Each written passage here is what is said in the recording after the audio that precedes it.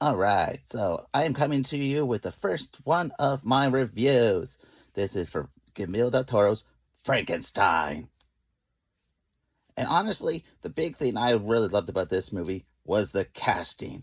You had some great performances from everyone from Oscar Isaacs, Mia Goth, Christoph Waltz, and Jacob Elordi. Like, honestly, Jacob there, though, as the creature, wow, that was just a breathtaking performance. Again, main thing I want to put out, though, is this is not a kid's movie. There was a lot of scary scenes, a lot of bloody scenes, so I definitely recommend it for a little bit of an older audience. But besides that, the shots were fantastic, the lighting was great, the color designs, wow, the sets, that was unbelievable. They actually made these sets. The costumes, everything was so amazing. I highly recommend this movie. I love a good Frankenstein movie, especially ones that use Bernie Wrightson's designs. That you could tell the love that Guillermo del Toro has for this character and for everything about the story. I really recommend it. If you can see it in theaters, definitely go see it. Whoa, some of the shots, well, so amazing on the big screen. So, drop those movie recommendations in the comments. And also, if you want to send me any kind of recommendations, just let me know and I will watch them. Let's go to the movies! Alright, this movie I just watched was called The River Wild from 1994. It has a stellar cast, including Meryl Streep, Kevin Bacon, Joseph Mazzello, David Strathairn, and John C. Reilly. But you know what? The thing I love the most about this movie was the music. It was a great form of atmosphere, really gets you kind of adrenaline going, and really knew how to set a pace and really made you feel like you're a part of the movie too. Oh my gosh, it was incredible. The thing too that some of these actually did their own stunts. Wow. I've heard that Meryl Streep even had a little bit more of a difficult one, but you know what? If you're going to go crazy for a good movie, go crazy for a good movie. And honestly, this was a great thriller that really made me want to keep going and see what happens next. It's a little bit more of an older audience one because it's such a good thriller, but I do have to say it made me want to sit at the edge of my seat and go, what is going to go on now? And John C. Reilly is just, wow. Back in the 90s, you never expect to see what he would do now with Step Brothers, doing all these other kinds of movies back then, Boogie Nights, and this one. Wow, incredible. And you know what? You know, it's a great pairing with this one, White Water Summer. That's another one where Kevin Bacon gets on the rapids. Guy can't get out of the water, apparently. So, honestly, I really liked it, and I think that you'll enjoy it too if you'd like a good thriller. Yeah. Now, don't forget to send me a recommendation, toss in a comment, or whatever you want to do. Just, I keep wanting to watch some movies. I got a couple of comments already about good suggestions, and I can't wait to watch. Yay! Alright, so the movie I just watched was called Challenge of the Masters, and this was a great movie from 1976. It's a martial arts kung fu movie from Hong Kong under the Shaw Brothers banner. You can see it there, right there, yeah. So anyways, I love these movies. I find them always fascinating. I love the choreography. I love watching all the fighting, all the action, all the stories. And I just love how everything is just so real almost. Like, it's incredible. This one, I think, was a little bit more different than most because of the story. If you really listen to the story, really follow along, it has a very deep meaning to the story, which a lot of the martial arts movies kind of go the opposite direction, and this one went this way instead. And I was like, oh, wow, that's really awesome. That really made me much more excited near the ending where everything was coming together, and this was that way, and that was this way, and up here was there, and that. I was just like, oh my gosh. So I really recommend this one. Do you want a little bit more of a change of pace with most martial arts movies? But yeah, a little bit more violent. So again, I would recommend a little bit more of a teenager to adult audience, not so much the kids, because there's a little bit of blood and violence and so I would recommend a little bit more of that. But honestly, Challenge of the Masters, what a great one. Definitely worth watching. Yeah, all right. Again, send me those recommendations. Toss them out in the comments. Send me a message, my DMs over there, or any which way you want. And I want to watch those movies that you tell me. All right. Thank you. And have a great time at the movies. Yeah, so one of the things I like to do is organize my movies. I got a lot of them. And sometimes I'm trying to go through genres, or should I alphabetize it, or what exactly I should do sometimes. Right now I have the DVDs here and some Blu-rays there, and I kind of want to make them all just alphabetized, make it easier for me to find a movie I want to watch, right? That's what it's all about. Yeah. All right, coming at you with another new review.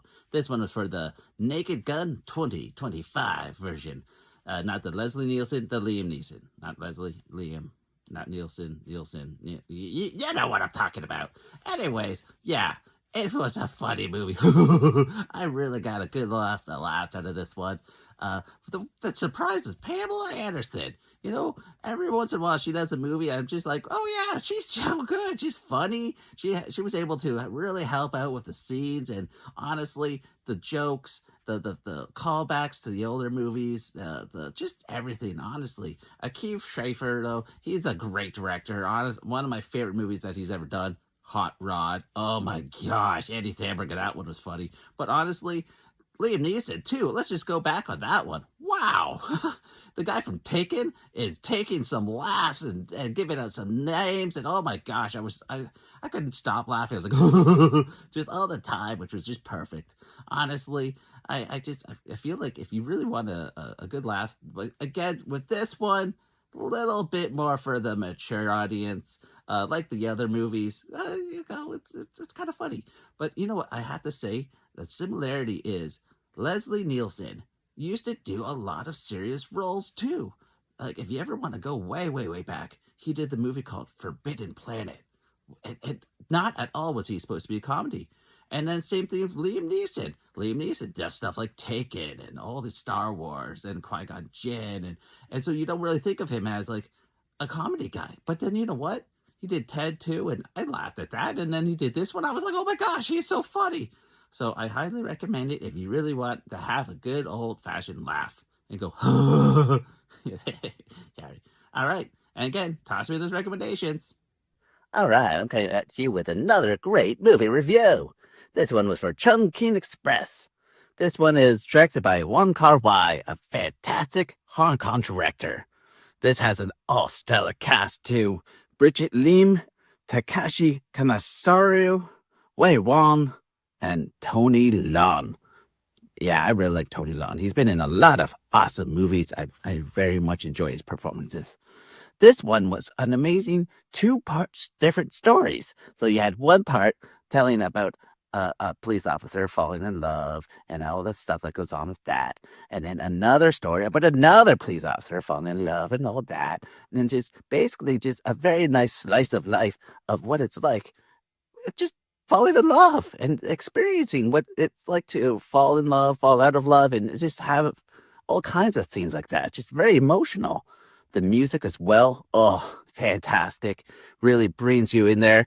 The whole second story really has a focus on music. So if you haven't noticed, I really do like music. But anyways, this honestly, a great movie, amazing storytelling, and of course, fantastic acting. I'm so impressed. I couldn't stop. I just kept watching and watching and watching. Then it was over. I was like, oh no. But you know what? It honestly, check out other works by him.